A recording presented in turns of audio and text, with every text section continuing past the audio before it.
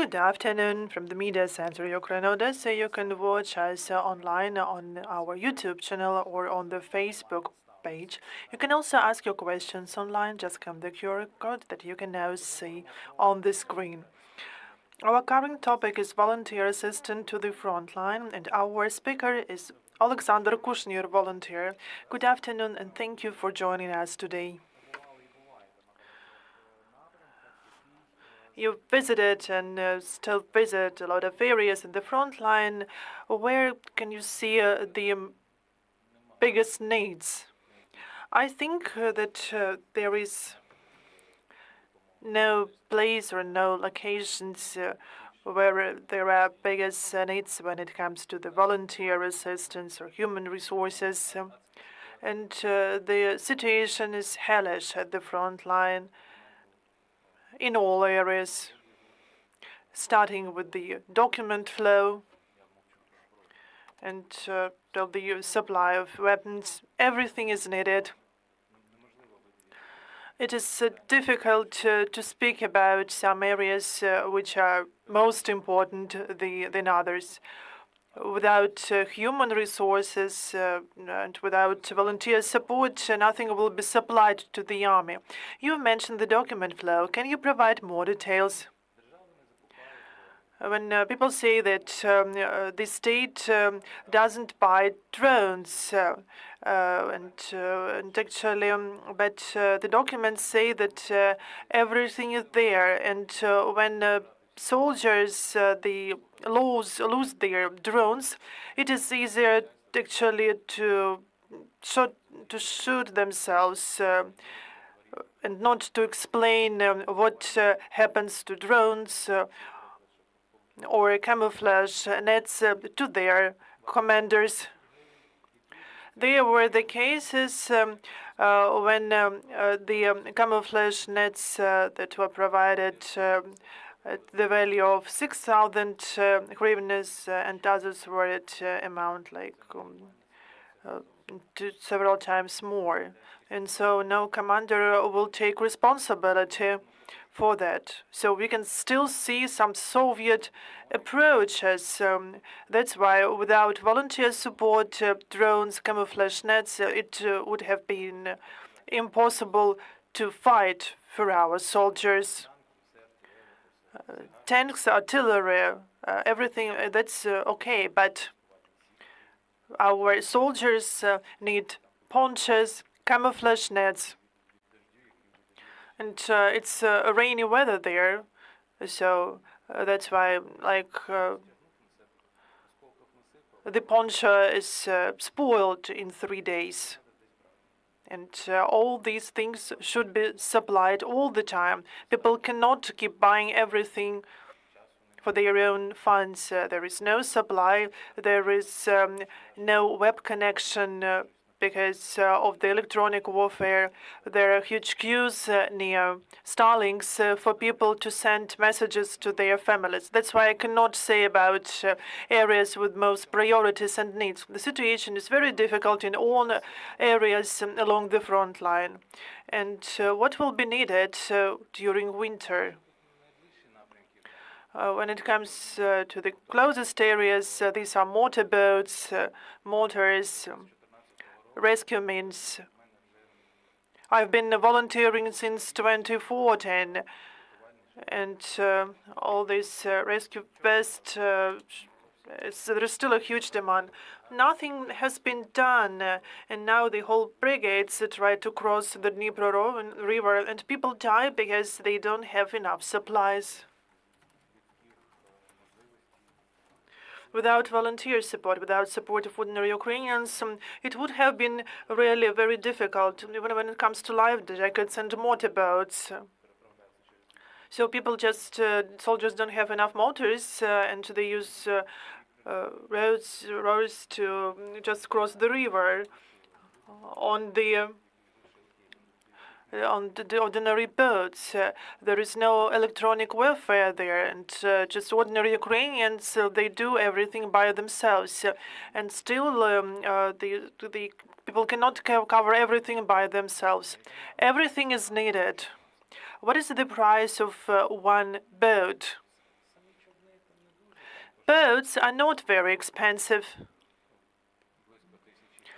around $1,000–1,500 for a good boat, but engines, motors are more expensive, 3,000–5,000 hryvnias if they are used ones.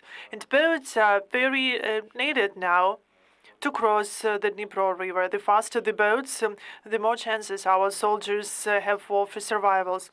And as far as I understand, you have a lot of such requests, hundreds, maybe thousands of such requests from our military. We also produced life jackets exclusively for assault brigades. And those life jackets could be used right away on boats, and actually it's easier to take off such jackets, and they are able to keep people afloat even if they are unconscious. We've manufactured more than 1,000 life jackets, and it has not been supported by the state. That's why we should continue volunteering. I think that this is people's war. We can say that this is the people's war, because people fight separated from the state. When it comes to procurement of our army, there is no proper procurement system, the modern procurement system, the proactive system. You say that it's difficult to raise money now. How do you think if there is lack of money in the population, or does it mean that people are tired of war? Both, I think.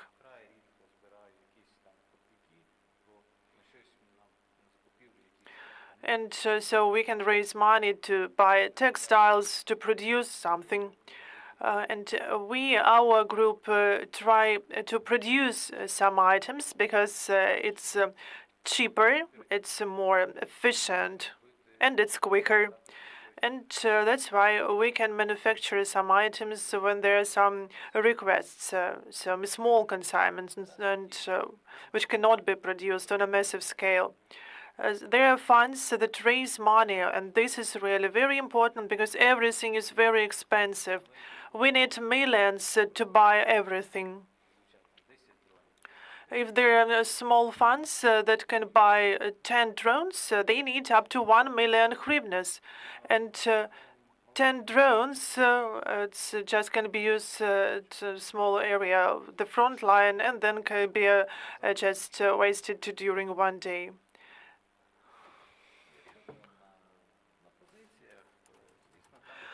When it comes to some everyday needs, at the front line, on the positions, people need everything, because assault units, they don't know whether they are going to spend one day or a week there.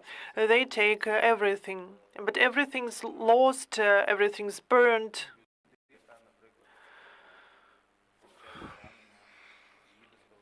Wounded people are brought to the stabilization unit naked, even without underpants. Everything is taken from a wounded soldier to get him quickly to the for the operation. And what after that?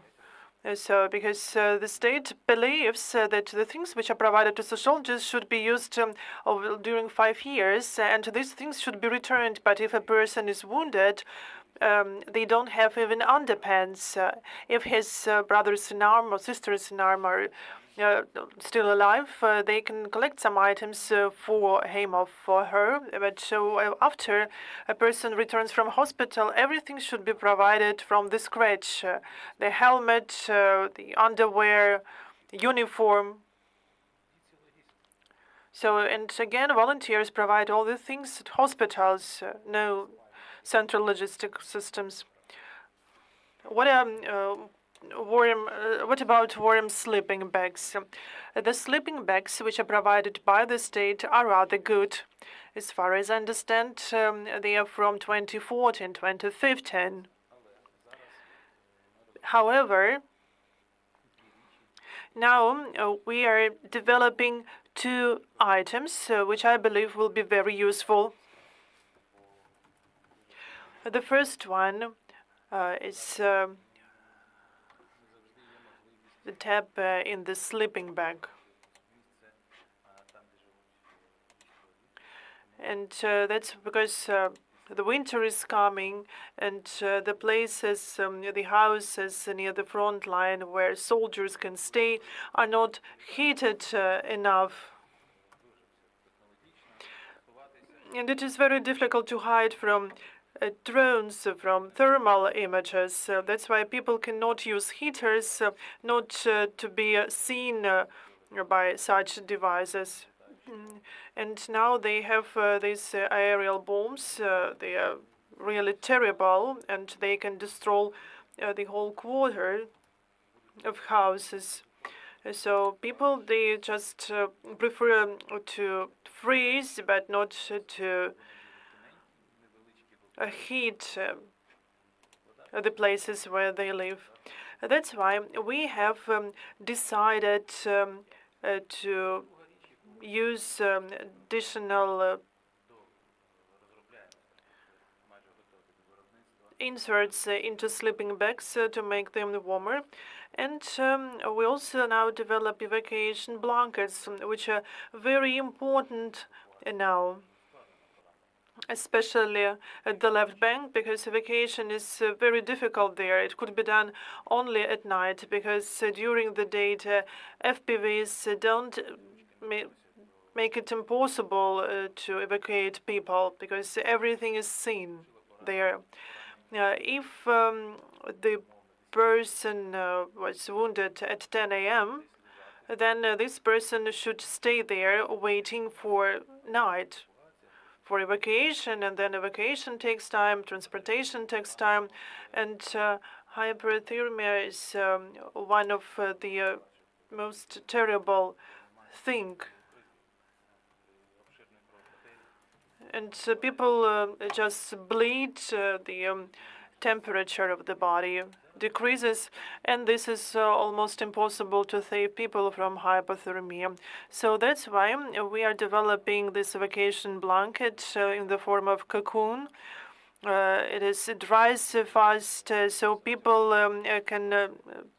injured can be there in the sorting place, and that will increase the survival chances of our wounded soldiers and fighters, which is really very important, because we should increase the chances of survival chances for our wounded soldiers. The full-scale invasion has started more than 18 months ago. What was the period with the biggest amount of requests from our soldiers?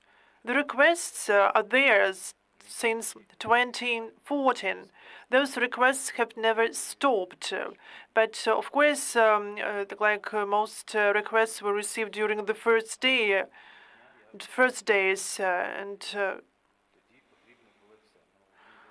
and for the first days of the full-scale invasion, everything was needed, and I had experience from 2014. So we had the car, we bought cartridges for snipers, and back then a lot of people were mobilized, and they didn't have anything.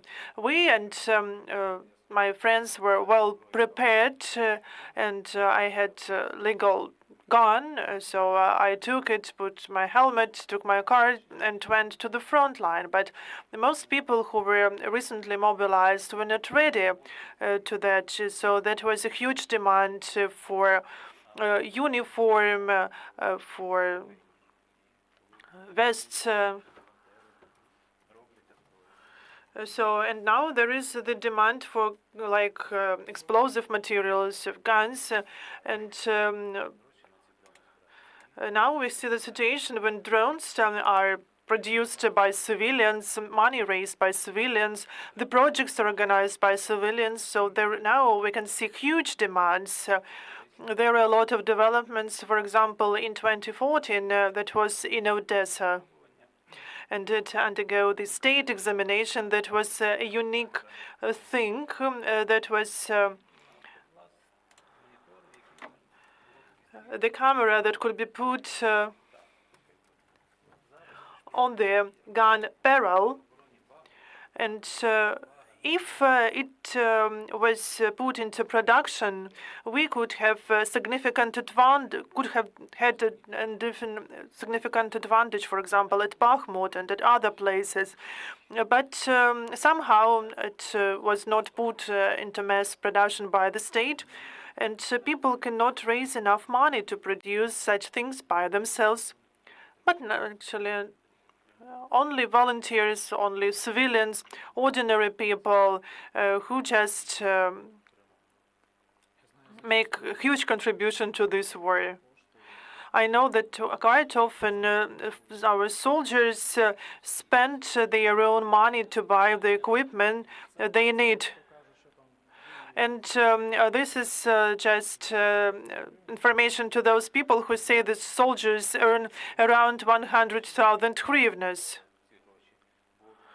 But this is actually the question of whether a person is able to receive that salary, because there are such cases when a person fights in trenches for 6 months, but under the documents this person stays at the rear front somewhere in Kirovograd. There are the problems with the documents, but those people who really are able to get salaries, they spend this money to repair cars, because sometimes a car can cover 500, 600 kilometers per day, and there are no roads, proper roads at the front line. They are destroyed. Like fuel of poor quality, and now we have new cars with electronic systems. That's why they cannot properly use our army fuel. But still, there is a huge demand for fuel. Soldiers spend their own salary to just fill in their cars. And these cars are not on balance, because if it's put on a balance and the car is destroyed, then it is very difficult to explain to commanders what happens with the car.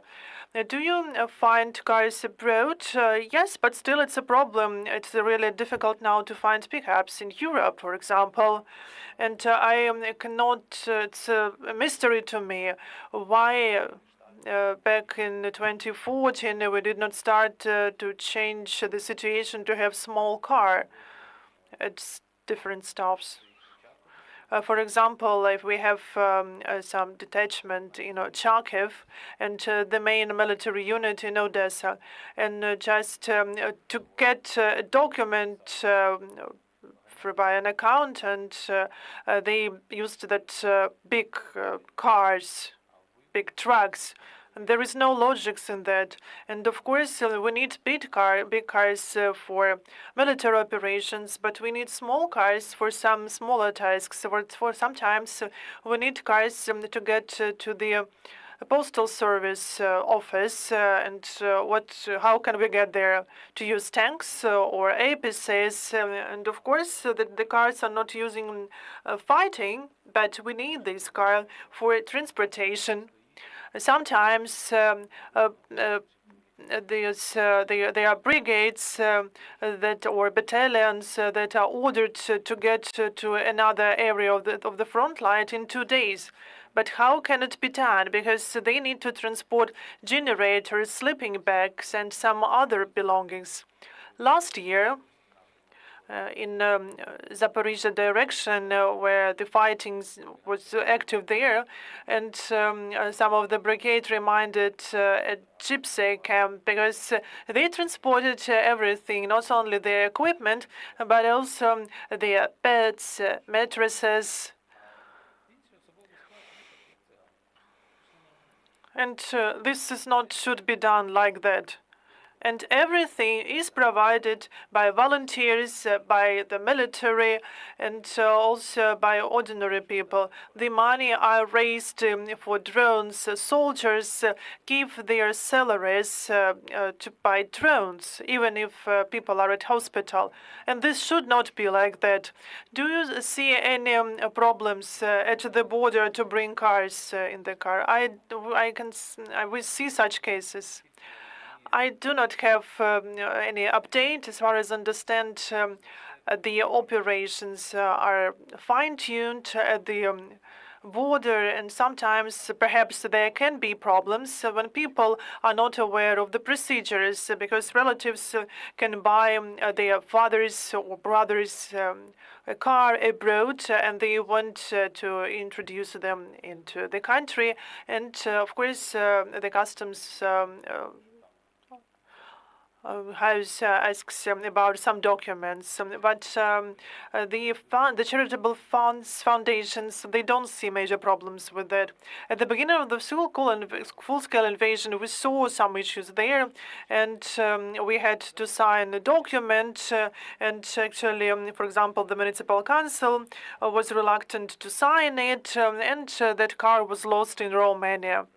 And as for other administrations, like the Lviv administration, at any time of the day, they are ready to sign all the documents to boost the process. But now I have not heard about some major issues at the front, at the border. And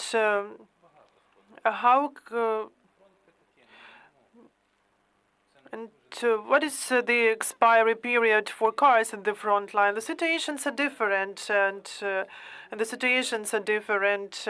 Some people can be at the rear, and they travel a lot, like healthcare staff.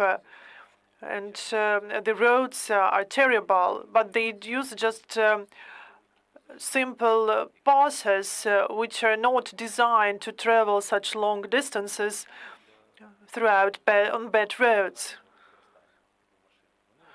So, and just ordinary cars, they are destroyed quite quickly.